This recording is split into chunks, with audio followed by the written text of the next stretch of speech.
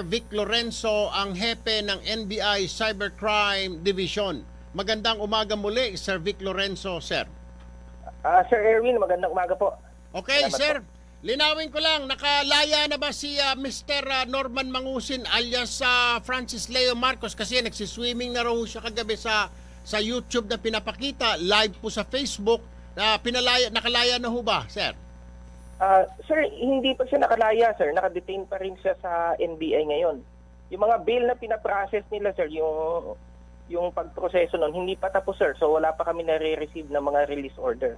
Meron na pong sa YouTube at saka sa Facebook na nakalagay nag-live, nagsasalita ho siya, nagsiswimming pa doon sa kanyang swimming pool. So, hindi ho totoo, nandiyan pa rin ho siya sa inyong kustodiya? Nandito pa rin siya, sir. Siguro, sir, may nagmamanage noong account niya. Okay. Tapos old video na yun, sir, na in-upload. Ayun. Para makikita mo, kala mo live. Alright. Nakita ko rin sa newsfeed ko kagabi, sir, at sa ilang news online, sinasabi na you are set to file sedition charges laban po dito kay Norman Mangusin. Bakit po sedition, Sir Vic? Sir, nakapag-file na kami actually kagabi. Nag-present na kami ng for inquest, yung mga dokumento, nag-file na kami for inciting to sedition and unlawful use of alias. Yung inciting to sedition kasi, sir, ni-review namin lahat ng mga videos niya. Meron kasi, sir, sa inciting to sedition na yung element na sowing hatred in the hearts of the poor, parang creating chaos and disorder. And in so many videos, sir, kung makikita mo, hinahamon niya yung a certain class ng society natin. Para, sir, nag-create ba ng hatred? Para magalit yung mga mahihirap sa mga mayayaman, para hong ganon. Parang ganun, sir. Parang ganun ang nakita namin. So, nandyan ho yan sa ating sedition law, Sir Vic? Yes, sir. Nasa revised penal code yun, sir. Revised penal code. Ito pong anti-alias, sir. Ano naman ho ito? Kasi, sir, pagka gumagamit ka ng pangalan, na wala ka namang judicial notice for a change of name, hindi ka dumaan sa proseso ng korte, ginagamit mo ang ibang pangalan, immediately, sir, you will be violating yung anti-alias law natin. Alright. So, may kulong din ho yan, sir. Po. Alright, panghuli na lang, last two questions, sir. Kahapon sabi nyo, inaantay nyo yung mga magrereklamo ng ikang estafa. Dumating po ba, sir, yung mga magrereklamo? Hindi sila dumating, sir. Yung ang hinihintay din namin, sir. Pero meron na hong mga nag-file ng reklamo laban po kay Mr. Mangusin.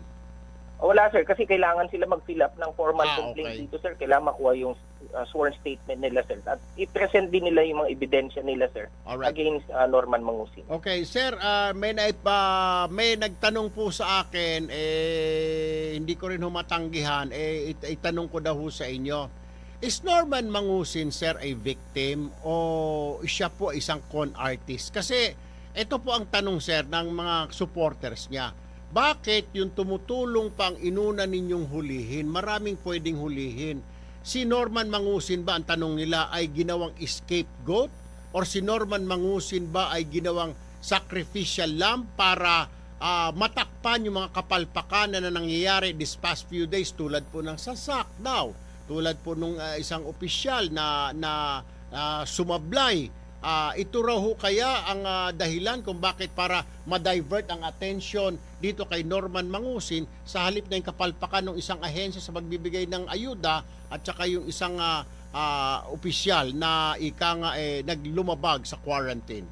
How will you answer this, Attorney Survey?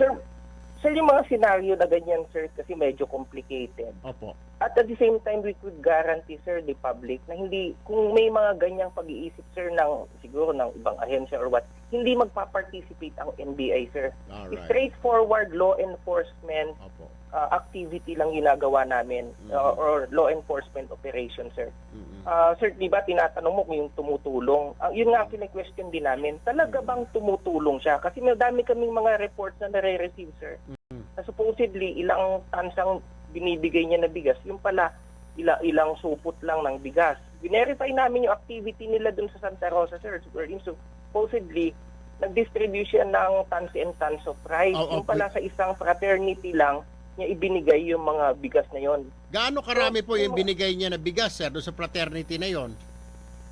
Parang 10 yata yun, sir, or 20. 20 Hindi ko naman tons? exact- Hindi, 20 sacks, sir. 20 na Intended sako. for that fraternity alone. Hindi yung parang tao, sir, nabibigay niya, ganon. Oo. Okay, yung sabi niya sa Facebook, sir, linawin ko lamang kasi marami siyang mga supporters na nakikinig ho sa atin at nagagalit na ho sa NBI. Yung pagdi-distribute niya ho ng bigas na sinasabi niyang truck, hindi naman po truck ang pinamimigay niya, Sir Vic? Oo, sir, may mga reports kami na ganun, sir. May mga nagko-comment nga online. Meron pa sa Quezon City, sir, di ba? Na clarify na hindi siya ang nagbigay nun, ilan lang ang binigay niya. Tapos meron din dito sa Manila, sir, di ba? Kung titingnan din nila online, sir, maging open-minded lang siguro yung mga supporter or naniniwala sa kanya. At tingnan din nila yung mga other aspects no, yung initiative ni Mr. Mangusin, sir. So, walang halong politika ito, sir. At hindi siya biktima rito kasi lumalabas ngayon na sumisigaw po yung kanyang mga supporters, yung mga fans niya ngayon sa social media na bakit si Norman Mangusin hinuli yan dahil panakip butas sa kapalpakan ng DSWD sa pagbigay ng ayuda, yung isang opisyal dyan na lumabag sa quarantine, bakit hindi tinanggal? Maaring ito raw ang ginamit at ginawang sakripisyo mailigaw. Sir Vic Lorenzo, ang hepe ng NBI Cybercrime Division. Magandang umaga muli, Sir Vic Lorenzo, sir. Sir Erwin, magandang umaga po. Okay, Salamat sir. po. Linawin ko lang, nakalaya na ba si Mr. Norman Mangusin alias Francis Leo Marcos kasi nagsiswimming na raw siya kagabi sa YouTube na pinapakita, live po sa Facebook.